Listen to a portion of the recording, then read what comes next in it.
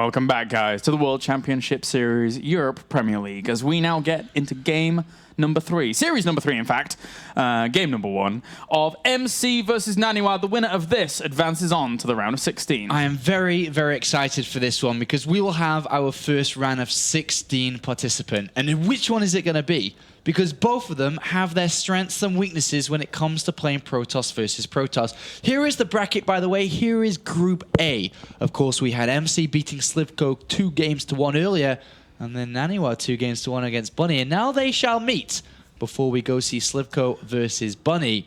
But when looking at MC and NaNiwa, they've played twice in their StarCraft history. NaNiwa's won both times. 2-0 in an online tournament in Fragbite Masters in December, and 2-1 at DreamHack Stockholm last year.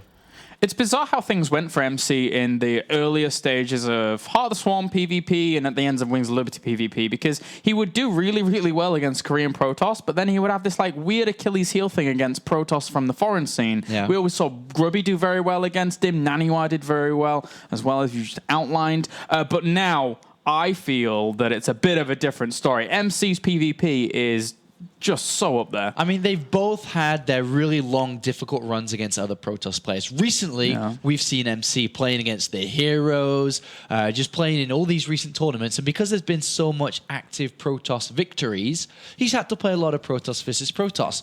But it's not like NaNiwa's without his share of difficult runs. He's had rivalries with Stardust, with San, with Duck.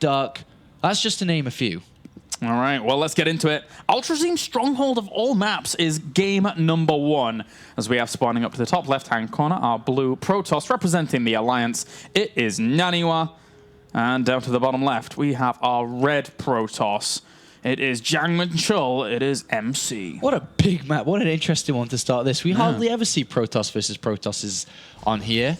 And because it's such a big map, we do see a lot of focus, once we get past the early game, around Zealot Charge, Archon, Immortal play. Because it's so wide open throughout the middle, it's a really good army composition to have. Colossus are very good on smaller maps. For example, let's go Yonsu. Smaller choke points, lots of areas where the splash damage can do critical amounts of damage. But on this map, you can get flanked.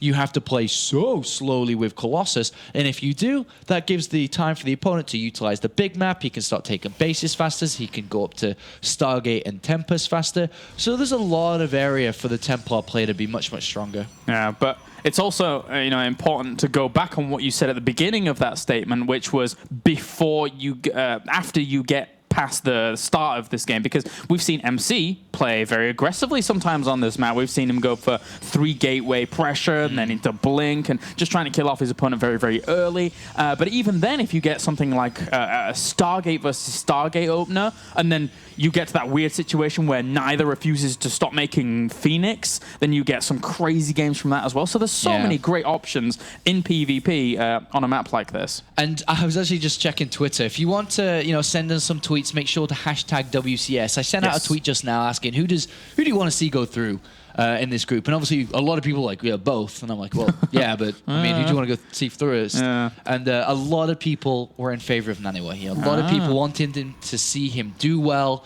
And there are some MC fans out there, or definitely a lot of MC fans out there who want to see him go through as well. But this is going to be a good one. Both players have opened up very similar when it comes to their builds, but we do have an earlier scout from MC. And also, he scouted in the correct way, so he sees exactly what he's playing against, whereas NaNiwa is completely in the dark.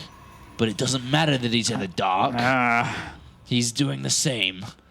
He's decided to throw a pylon up here.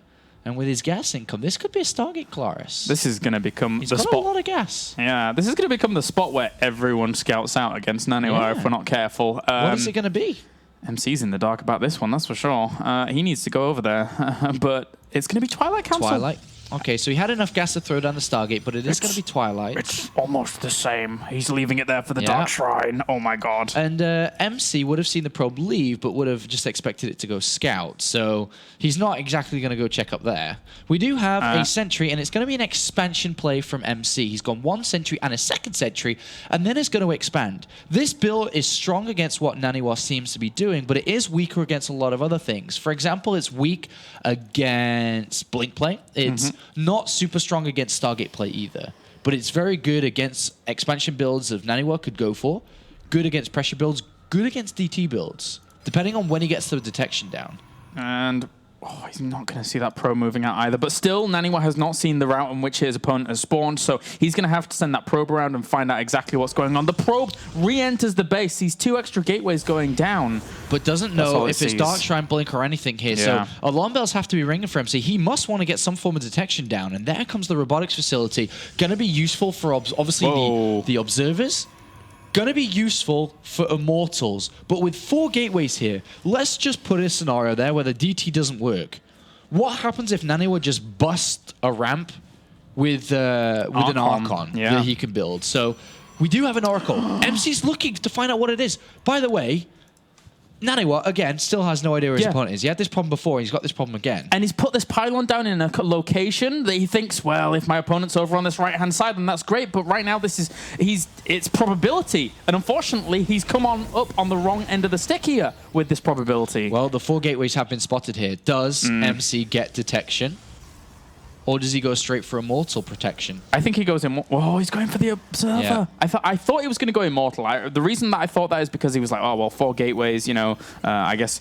But, it was going to be a lot of Stalkers or something like that. But at this point in time, that was a little bit delayed. There's going to be almost 2 photon overcharges. There's a lot of force fields, which isn't going to be ideal, actually, if he just breaks up the ramp. Because sentries aren't very good. They're good at force fields. I'm on MC's vision. I want to see what he sees. Well, he still sees gateways. A lot of gateways. Stalker pokes up. MC's going to see that. He's got an Immortal on the way, but he's got double photon overcharge and detection. Yeah, this is a lot of firepower that he has at his disposal for the defense. NaNiwa, he sees the Dark Templar. And he's not going to even lose a sentry here. Yeah. Great play. And now, with detection, he must really go to an Archon, you'd think, right? With the 2 DTs that he has. He has no other option. But there's an Immortal. There's a second one. And then double photon overcharge still. He can always retreat to his Nexus. This is just spiraled out of control, and MC is building up a great defense for something that's probably not going to kill him off. NaNiwa has to make miracles work if he's going to actually do this. I don't see how he has even the firepower capable of doing this. Where's the DTs gone? They're there. Oh, they're there. They're with the back of the Archon. They're there. All right. Let's find out. This looks like a hold for me. Can NaNiwa make this possible, Kalaris? He certainly could do. He actually throws down a force field. He has to bring the Archon to the front. He's going to retreat to the photon overcharge here by the looks of it. All he has to do is buy time, get a few more units here, and he has the army capable of dealing with this. Yep. And this is very, very difficult. MC's actually could go for DTs himself. It'll take a long time, but that's just a scenario he could put himself in. They're actually taking a fight in the photon overcharge here. It's going to target down the Archon, which means he can then force field. Yeah. Great use of his units there. Really fantastic usage. And this is not going to work, Kalaris. He has to retreat back and then try something else. MC's going to go for his own DTs. He's saying, come on, bro. Yeah. You build, you don't have detection. You just die. Yeah, and there's another Archon morphing in here for NaNiwa. He has to, because he has to break force fields, and there's so many of them. Exactly. There's not a huge amount left, but once they keep banking up energy, then that's when it comes along and makes a bit of a hindrance here for NaNiwa. And NaNiwa is just spreading himself out. I think he might just go for an expansion off this. The Mothership Core's going to look for NaNiwa, and he will see the Dark Shrine. That's nice of it, at least. Yeah, he sees it. So now he knows he has to get detection, or he needs to kill his opponent right now. And that's the thing. It's like, even if he tries to... Well, okay, he's not going to try and expand. He's just going to block this with pylons. Oh, it's perfect. Those Zealots and Archons for a while aren't really going to do a whole lot. Yeah, look at this. This is rough. This is rough. You're put in a very, very difficult position. He's killing off a lot of workers at the back actually here. He got 6 or 7 with this Mothership Core, but it doesn't matter. Like, he has to get a robo because he saw the Dark Shrine, and he can't really sit outside of here and soft contain his opponent and eventually get a Nexus because he doesn't have all the minerals to get robo, Observer, Nexus. It takes so long for him. Well, NaNiwa's going to fall back on an expansion himself. He does have a force field with the Sentry now warped in, but doesn't bother the boss task because he goes for one person. Oh, the one person could drop any DTs. This is a weird PvP here to start things off on Ultra Stronghold, gotta say. Then there's the Dark Templars now warping in and gonna mosey on over there. And he's blocking everything. He's like, nope, not allowed in. These Zealots aren't allowed in either, unfortunately for them.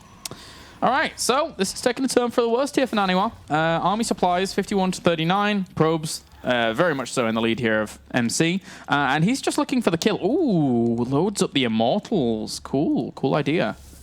And, well, the Dark Templar, I was going to get too much. Well, he's got to wait for the Observer, but... Oh, can he get... Nope. Oh. Nope, yeah, nope. And another Dark Templar just moving out onto the right-hand side here for MC, but... Fantastic position for MC. He could actually force the cancel on this. Oh, no, the Stalkers are there. Never mind. He could get a few Stalkers. But he has to be careful because he doesn't want to lose the Warp Prism and will evacuate and out. Yeah, this is a beautiful position here for MC, who can either be aggressive or just for... He doesn't really... He's got so many options to choose from. You can throw down a bunch of gateways and just attack. You can actually tech up from this position. MC could go double forge. It really doesn't matter. He can go ahead and take a third base. There's multiple positions to be in. He's got double his opponent's income, pretty much. He's got double the army supply. It doesn't really matter what he chooses. So he's chosen one forge, Zealot charge. I'd imagine the third base and Templar Archives won't be too far away either. And when it comes to researching Blink versus Charge here in these situations, unfortunately, I just feel that it puts NaNiwa on the back foot. If MC gets a lot of Zealots and just charges straight at them, and these Stalkers have to blink against that, it's a hard time for those Stalkers, gotta say. Really hard time. Well, NaNiwa's got Blink, and if he can use Blink, he will destroy the Warp Prism if it's caught out of position. So that's what he's looking would be nice with his Blink play. But overall, he needs to have a game plan. We don't know what it is yet. He hasn't really chosen. And MC's going to look to find out what it is to try to come back into this game. And it's Archons. It's Templar Archives, actually. And MC pokes in. One, Phoenix sees nothing. The other ones... Okay, so they see the Templar Archives, and MC clicks on it. So I wouldn't be surprised if MC says, you know, if you go for that, I can also... I could build Archons too. I have the money. You could happily do so. And he does. He adds on the Templar Archives. He has the money not only in-game, but in real life as well. Yeah, he can buy Templar Archives in real life. Yeah. But from this position, can either attack or defend. It doesn't matter. He's in a great position no matter what. Just army supply is huge. He's got no pylon on the other side of the map, but of course he has the Warp Prism. It's up to him. He's getting the attack upgrades. He could attack with +1 when it finishes. Especially since he has a lead of 6 Immortals to none. Yeah, but it's kind of hard to attack up a ramp unless you force yourself up that ramp. Yeah. Which can cause a lot of casualties. And with a lot of cannons being warped in for MC, 3 cannons, he may just sit outside. Well, he is sitting outside his front base. He's no longer just going to sit on 2 bases or attack. He's going to sit there. And this is one of the risks that NaNiwa runs, playing that kind of style earlier on. I mean, yes, he can defend these 2 bases, but if you're playing against a competent Protoss player who defends your initial assault, and then you're sitting back on these 2 bases hunkered down, your opponent's just going to take the whole map. They don't really care at that point, and no, it's MC's doing that. MC's winning, so it's not up to him to try to change the state of the game. He's winning, so it's up to NaNiwa to do that. And with the Stargate coming down, I'm not sure what he's looking to do here. Even if he adds in a couple of Void Rays, that's not that useful. What is he going to do with the Fleet Beacon? What is he going to do with Phoenix? Maybe an Oracle could get back in and try to backstab MC, but overall, I think this is a game 1 from MC. It was just too much of a lead that he had earlier on. Yeah, he's looking good, looking strong. I was theorizing maybe he gets Phoenix and tries to pick up all the Immortals, but even that's a hazard here against the huge army that we're seeing here from MC. Those Phoenix are flying and then just get killed off pretty quickly. And NaNiwa sees the army here, so he's now preparing his defense. He's spreading out his units. And even if he brings Stalkers back from his natural to help, the Warp Prism can go in, so he kind of has to leave them there. 4 extra gateways for NaNiwa to help against this. But MC's just going to force himself up this ramp. Yeah, he doesn't really care. He leads with the Archon. Very, very important here as he pulls back for a second. Well, it's just... He's almost goading him at this point. It's sometimes... Well, he's going to do it anyway. It's the boss toss. He does what he wants. He doesn't give a crap. Yeah. He doesn't care about game rules. A game rule here is like, yeah, you shouldn't really go up the ramp there because you're going to take a lot of damage as you go up there and your opponent's got a much better position. But MC's like, I don't care. I am the boss toss. I do what I want. He can sit outside here. He's actually adding on a lot more gateways, so he may just sit outside NaNiwa's base. There's no need for him to go. Bro. Yeah. This is unfortunate for NaNiwa because he actually can't do anything in this position at all. I mean, he's getting charges, getting +2, but he's behind in every single aspect. He's getting Immortals. He's behind in that aspect. There's the Robo Bay going down for MC behind this. So what MC probably does is he sits out here forever, he gets Thermal Lance, and then he just pokes away at him for a while. And that's how he wins. Templar not really doing too much. Oh, he gets past those cannons, he's going to get a couple of probes here. And MC will warp in, but it's nothing that he's really annoyed at this position. He's just baiting NaNiwa. NaNiwa has got to find a way to attack in a minute. But even then, with MC sitting out here with a smiley face of an army, where you see that how MC's the kind of smile and NaNiwa's like the kind of frown because of the way that it's positioned. The NaNiwa will have to come down because NaNiwa needs a new base. He's going to need more money. His main base is almost mined out, while MC's mining quite happily from 3. All right, here's what he does. He gets a warp prism, evacuates one probe out around the north, and gets a base somewhere else. Somehow that's not going to work. No, probably not. There's a High Templar here, which is trying to get to the Mothership Core, wherever that's gone. Where? Right at the back. What happened? I'm saying there's a High Templar at the front that's looking for the Mothership Core. He's sending out Hallucinated Phoenix to have a quick look, see where it is, for a feedback. And MC, look at this. Come on, NaNiwa. Come to Big Daddy MC. Come play with me. I don't think NaNiwa wants to play, I'll be honest. I think he's just going to sit in his home and not come out. Yeah, but then MC can take a 4th base, and NaNiwa right now, he's like, Dad, I don't want to play with him. Tell him to leave me alone. Stop knocking on the front door. I'm not coming out to play today. MC's outside just jumping up and down at the window. He's like, come on. He's like throwing rocks at the window. Come on, man. Come outside. Come on. Let's go play in the sun. Let's go play football. These Zealots play rough, though, man. They play rough. I don't think NaNiwa wants any of that.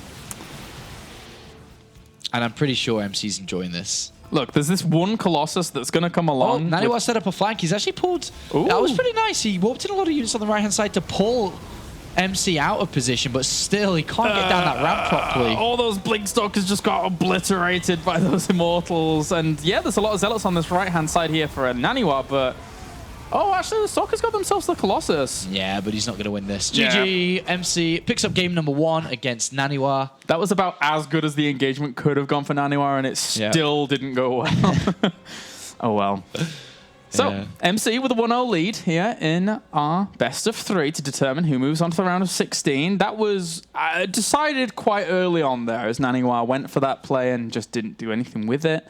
But still, tried and tried. Tried hard, but not good enough to break MC there. Nope. So that takes us on to our second map, which is going to be Polar Night. So we've gotten rid of the largest map in the map pool, which can play out weird sometimes, because there's definitely builds that NaNiwa could have got an instant win against with his Dark Templar play, but this one was not going to be the case.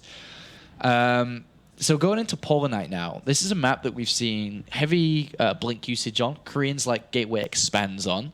But there's also the option of oracles that can come out. So basically, I'm saying anything's possible.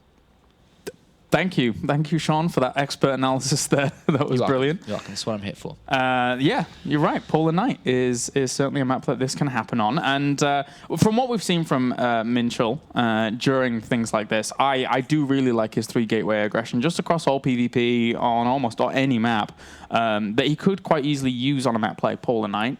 And we've seen him be very aggressive even when his opponent's been expanding. Things like using Blinkstalker play and then warping in 2 force fields, which is...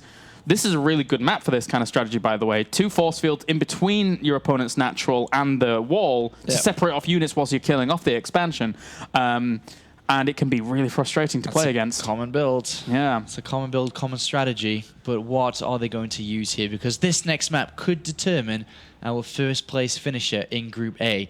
And I think that a lot of people who would have predicted how this group was going to unfold would have probably guessed right with MC being first place. I think a lot of people are expecting him to do well. A lot of people wanting NaNiwa to just advance no matter what. Yeah. Because we saw what happened last year when he didn't advance from these stages. It really hurt his overall road to the global finals, where he only narrowly made it in. Yeah. So this is important. I mean, all he had to do there in his previous tournament that he participated in for WCS was advance one more round, and then it would have been solidified. But as it goes, he had to play for that tiebreaker that we ended up casting, which was a bit of a stomp in the end. Yeah. But still, he had to play it. So there was a certain element of risk involved. But now we go on to game number 2 here. Polar Night is our map. And MC, I feel that here in the WCS, going into 2014, he's focused hard down on this. Of course, he still has Intel Extreme Masters Katowice, but well, likewise is NaNiwa too, right? Yeah, so yeah, you're trying. But WCS Europe, after 2 second places, this is what he wants. He wants to grasp that first place Some trophy. say third time lucky. Third time lucky. It could be here, but we're going to go on now to game number 2 as we have spawning down to the south as our blue Protoss. Currently 1 game down, unfortunately for him, hailing from Sweden. It is NaNiwa. And up to the north, currently 1 game up. Match point for him, looking to advance onto the round of 16. It's MC. MC, funny that, MC, he can actually rap. What? He can actually rap. Have you heard In MC Korean, rap? Korean rap, yes I have. Carmack is a witness. Is it good? It was great. Can't really judge It was rap. absolutely great. Yeah? Well, I didn't understand a single word. Oh, okay, yeah, fair play. But it was fantastic. I mean, Carmack, he might be listening, he might not be listening, but he was definitely a witness to this. And it was really, really weird because we were driving. This is a quick story for you guys. Oh, I think I've heard this, but go on. We were randomly, I think maybe after food, I'm not sure why, but we were in Carmack's car. Yeah. And Carmack was like, hey, listen to this music. This is, I think it was Polish rap at the time or some Polish kind of gangster music is Carmack listens to. And then we're listening to it. And MC, as MC does, just turns the sound off. And we're like, what? All right, you don't like it or what? And then he grabs his phone, puts on beats, just like some beats, and just starts rapping in Korean for like a minute. And we were there like, what is going on? This crazy Korean in the front seat is just rapping. And that is a true story. You He know can what's, rap. You know what's going to happen now? There's going to be photoshops with him with hats on. And Where's like, NaNiwa's probe going? I was curious as to that as well. I think he may be, trying to do something similar again. This looks like a Stargate. Woo. Yeah, it looks like it. MC was able to scout pretty fast, though. He actually pokes into the main base. He did check his natural in case there was a proxy too. But he goes in here, but doesn't really... He didn't see the probe missing. And it's going to be very, very difficult to know that there's a probe out there.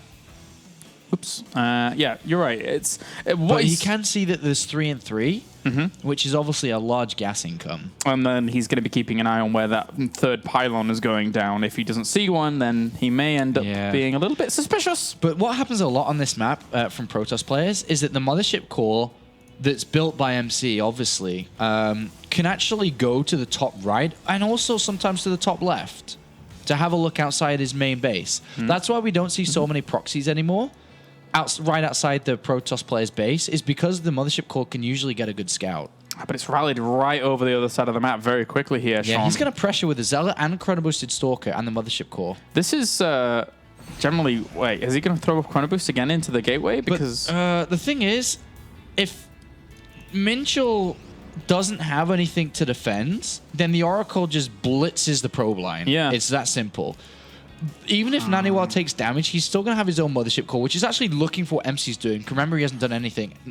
NaNiwa's using the mothership core and should come back with it too, but he will have a photon overcharge soon, and there will be a Stalker out there. He absolutely needs to come back with that mothership core, because this is a tactic that we see often from MC, who throws his Chrono Boost into these structures so aggressively to put on this kind of aggression. So it's not out of the realms of possibility that MC normally puts this on. So there is NaNiwa shouldn't be able to lose anything here. He's about to have 90 energy. He sees his units. It's not that far away. He may lose a couple of probes, maybe, but how many probes is the Oracle going to kill? Yeah, the Stalker's not being too aggressive to get to the mothership core either. It does get one shot off there, but it realizes how much energy there is, and he's going to have to get on out just before that activates. And he'll have to activate it. With double Stalkers, it's too much pressure, I think. He's buying his time, doesn't want to waste it. But there's the Oracle. Use it! Oh, that was a little bit late there. He could have got maybe 1 or 2 more kills, but there's only 1 Stalker here to compete against this.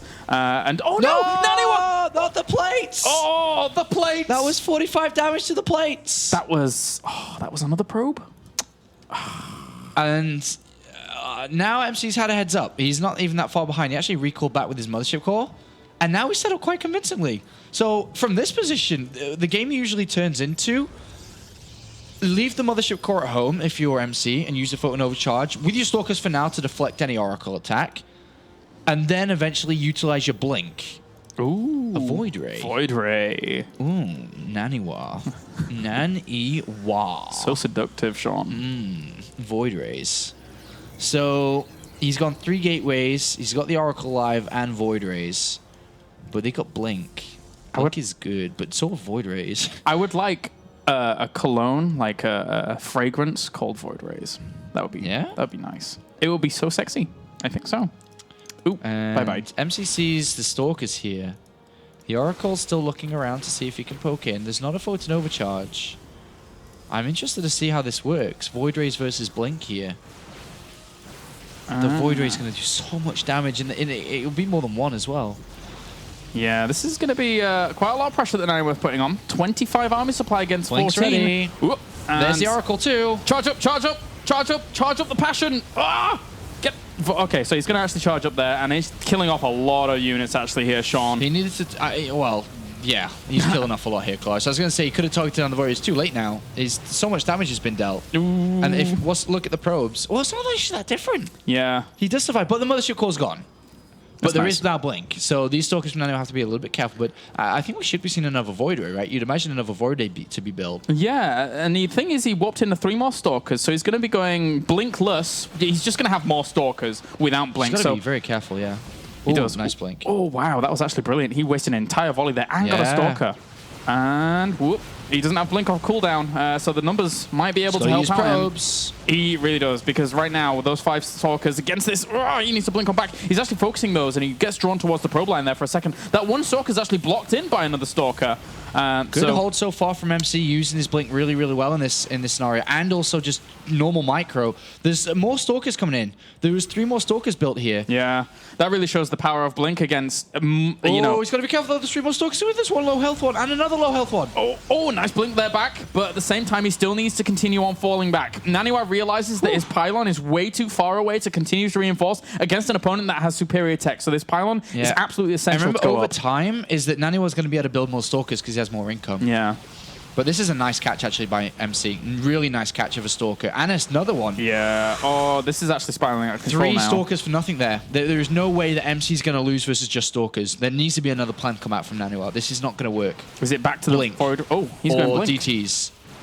It could be DTs, realizing that his opponent doesn't have tech. But from this position... Another Oracle. I'm pretty sure MC wouldn't just go for a kill. I would be surprised. Because you'd be thinking that there could be DTs because he doesn't have any detection. We'll see. We'll see. Well, there's another Oracle coming out here from NaNiwa, so that's a good choice. But at the same time, MC's still taking precautions. He still has 2 Stalkers in his mineral line, so he's covering things. He's doing well. Yeah, MC just pokes up. Look at this, just no fear. He doesn't care. No fear. There's a few more Stalkers. Actually, that's the probe and the Stalker. Oracle, but 2 Stalkers. Slow activation on the Oracle. He actually could die. Blink with these 2. He has Blink. MC's going for a kill. He's got a close pile on Claris. That Oracle could have died, but in the end it didn't. But yeah, he is. This is... How many Stalkers do you have? 12 to 6. And a weakened Oracle that's not going to do a whole lot. Anyone needs units. He's going to go for Blink here himself. The Oracle's still alive, but there's still 2 Stalkers there. It's 12 Stalkers, excluding the 2, then it's 10. Versus 6 of NaNiwa. As long as he just blinks back defensively here and trades shields for kills, he's going to be fine, is MC. And he's doing it really nicely. The control's good here. Good control by NaNiwa, though, considering he doesn't have Blink, trying to keep those weakened ones as live as best as possible. 4 of them saved during all of that, but he's still having a hard time struggling against the Blink play that we're seeing here from MC. And...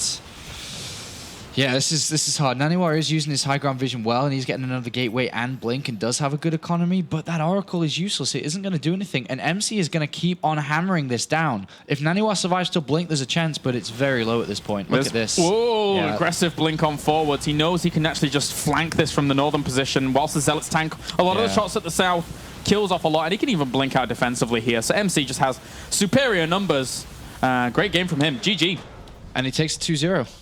Takes the 2-0 of NaNiwa and is our first round of 16 competitor. It is MC who got the double back-to-back second place finishes in Season 2 and Season 3. Had to play in Challenger in Season 1 last season, if you're looking at why he didn't get 3 back-to-back-to-back-to-back-to-backs. But he is now in the round of 16, which means NaNiwa must defeat either Slivko or Bunny in our next game. Yeah, depending on who is able to be victorious through that. Big congratulations to MC first off. It's always nice to see him being able to take that one step further to his eventual goal that he certainly desires in that first spot. As MC would sell for no less. And currently he's sat at that kind of Kong position. That he is. So he wants to get away from that. That's it. 5 second places since his last victory. It's kind of very similar to Jaedong there. Got a lot of second places, but now he is on the road to the season, the global finals, and of course the top of this season. So we are going to be doing a winners interview with MC shortly. We'll have a word from the boss toss himself. Fantastic stuff. So, guys, we're going to go to a break, and then when we're back, we'll have more StarCraft action, as well as the interview with the boss toss here at WCS Europe.